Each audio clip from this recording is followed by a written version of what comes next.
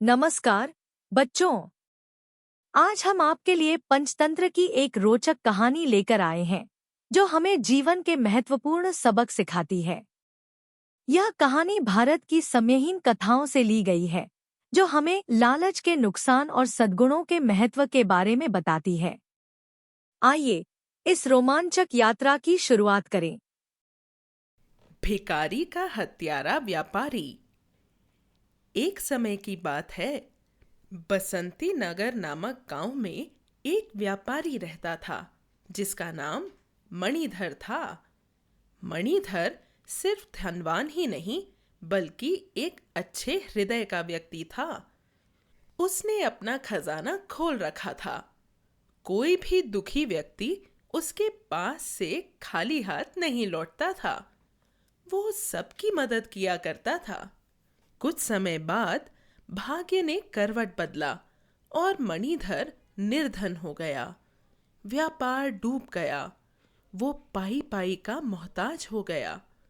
उसने एक समय जिनकी सहायता की थी उनसे मदद लेने की सोची और जाकर कहा, व्यापार में घाटे से उबर नहीं पाया हूँ। अब मैं बिल्कुल निर्धन हो गया हूँ। इस समय मेरी सहायता कर दो। मैं कमाकर एक एक पाई लौटा दूंगा। वो हर एक के पास जाकर गिड़गिड़ाया और मदद की गुहार लगाकर निराश होकर घर लौट आया। उस रात वो बैठकर सोचने लगा कि इस संसार में धन ही सब कुछ है। सम्मान सिर्फ धनवानों को मिलता है यहाँ। कैसी दुनिया है। जिनकी मदद मैंने की थी उन्होंने भी आंखें फेर ली। अब से मैं इनमें से किसी से मदद मांगने नहीं जाऊंगा। ये सोचते हुए मणिधर सो गया। जब वो गहरी नींद में था तब उसने एक सपना देखा। सपने में एक व्यक्ति उसे कह रहा था, हे दयालु मणिधर, तुमने हमेशा लोगों की निस्वार्थ सहायता की है। ईश्वर तुम्हारे कार्य से प्रसन्न है। कल सुबह मैं सन्यासी के वेश में तुम्हारे दरवाजे पर आऊंगा। जब मैं तुमसे दान में कुछ देने को कहूं, तुम मुझे अंदर आमंत्रित करना और लोहे के छड़ से मेरे सर पर वार करना, जिससे मैं स्वर्ण मुद्रा के ढेर में तब्दील हो जाऊंगा और उस धन से तुम पूरे जीवन आराम से रहना। सुबह मणिधर अपने ही स्वप्न को याद कर हंसने लगा। ये कैसे संभव हो सकता है। मैं निर्धन हो चुका हूँ और अब जीवन ऐसे ही व्यतीत करना है। ये सोचते हुए मणिधर घर के बाहर जाने लगा। तब उसने देखा दरवाजे पर एक सन्यासी खड़ा है। उसे देखते ही सन्यासी ने कहा, पुत्र, मुझे कुछ दान दे दो। मणिधर ने उस सन्यासी को अंदर आने का निवेदन कर उन्हें अंदर लाकर आदरपूर्वक आसन पर बिठाकर उन्हें भोजन परोस उनके सामने हाथ जोड़कर बैठ गया। जब मणिधर सन्यासी को आमंत्रित कर रहा था उस समय एक धोबी उधर से जा रहा था। उसने सन्यासी को देखकर सोचा, मणिधर के पास अब पैसे नहीं है। ये सन्यासी को आखिर घर के अंदर लेकर क्यों जा रहा है। ये सोचते हुए धोबी खिड़की से अंदर झांकने लगा। उसने देखा सन्यासी के भोजन करते ही मणिधर ने उन्हें प्रणाम किया और लोहे के छड़ से उनके सर पर वार किया।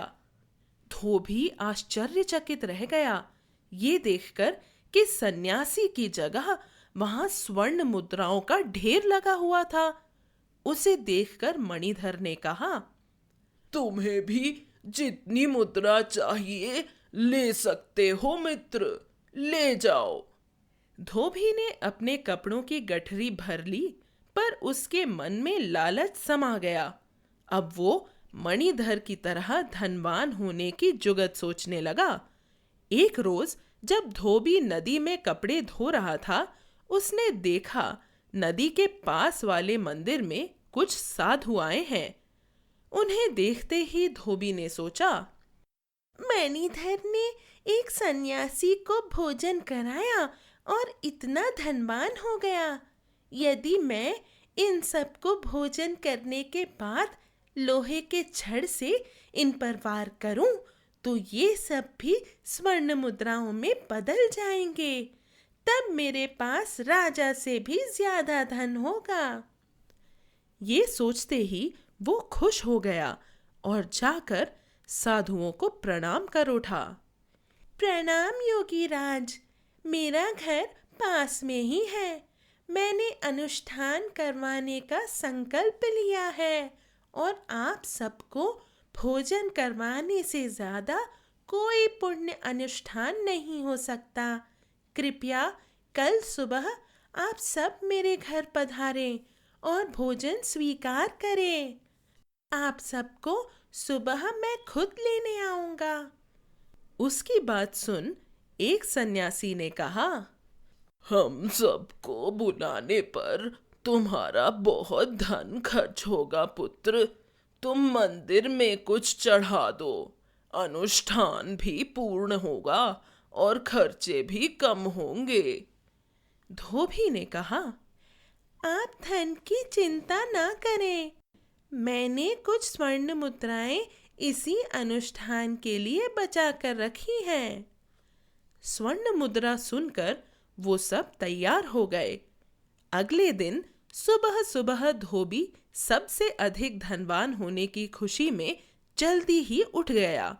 सारी भोजन की व्यवस्था कर जाकर सभी सन्यासियों को अपने घर ले आया। उन्हें आदरपूर्वक आसन पर बिठाकर उनके पांव धोए और उन्हें भोजन परोसा। जब सभी खाने में व्यस्त हो गए, तब उस धोबी ने लोहे के छड़ से उन सब पर हमला कर दिया। पर ये क्या, साधु दर्द से कराहने लगे। कुछ वहीं गिर पड़े तो साधु किसी तरह बाहर की ओर भागने में सफल हुए। चीख पुकार सुन पूरा गांव इकट्ठा हो गया। साधुओं की बात सुन सब दंग रह गए। धोबी को कैद कर राजा के दरबार में प्रस्तुत किया गया। साधुओं पर हमला करना एक जघन्य अपराध था। राजा ने धोबी से कारण बताने को कहा, क्योंकि धोबी लगातार खुद को निर्दोष बता रहा था। धोबी ने राजा को पूरी कथा बता डाली।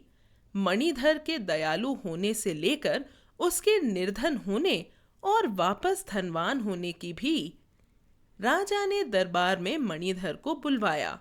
मणिधर पहले की तरह ही लोगों की मदद करने लगा था। उसने आकर इस सच को स्वीकारा जो धोबी ने कहा था।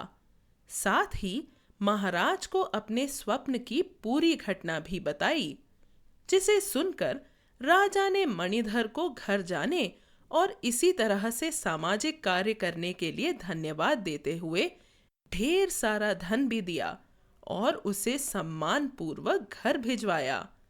उस धोबी को उसकी लालच की सजा मिली। उसे आजीवन कारावास मिला। मणिधर धोबी की मूर्खता और लालच पर मुस्कुराता हुआ अपने गांव लौट आया। उसकी जीवन शैली वैसी ही रही। वो सबकी सहायता करता और ईश्वर का धन्यवाद देता। इस कहानी से हमें सीखने को मिलता है कि लालची व्यक्ति को कभी भी अपने पास मौजूद चीजों से संतुष्टि नहीं मिलती और अंत में लालच उसे भी नुकसान पहुंचाता है। आप इस तरह की और भी रोचक कहानियों को स्टोरी वेव्स ऐप पर डाउनलोड करके सुन सकते हैं, जो एप्पल और एंड्रॉयड दोनों पर उपलब्ध है। एक स्टोरी वेव्स सब्सक्रिप्शन महज $1 से कम महीने में आता है, जो आपके परिवार के लिए गुणवत्तापूर्ण कहानियां लाने का सबसे सस्ता तरीका है। स्टोरी वेव्स ऐप पर सभी नई कहानियां उपलब्ध हैं और सबसे रोमांचक सामग्री केवल ऐप पर ही। हमारे YouTube चैनल को सब्सक्राइब करें और स्टोरी वेव्स को इंस्टाग्राम, टिकटॉक और स्पॉटिफाई पर फॉलो करें ताकि आप आगामी सामग्री के बारे में अपडेट रहें। धन्यवाद आपका समय देने के लिए।